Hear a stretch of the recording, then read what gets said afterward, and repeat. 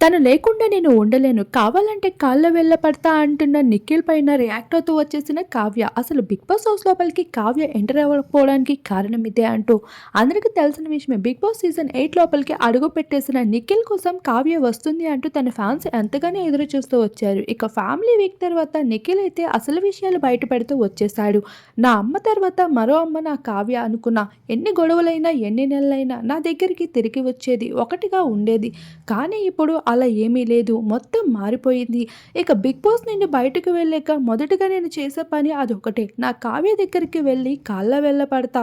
తను లేకుండా నేను ఏమాత్రం ఉండలేను అంటూ నిఖిల్ అయితే చెప్తూ బాధపడుతూ వస్తే, ఇక్కడ కావ్య మాత్రం నిఖిల్ దరిదాపుల్లో కూడా ఉండేదే లేదు అన్నట్లుగా అయితే 'బిగ్ బాస్' స్టేజ్ పైకి రాలేదు. ఇక ఫ్యామిలీ హౌస్ లోపలికి కూడా అడుగుపెట్టలేదు.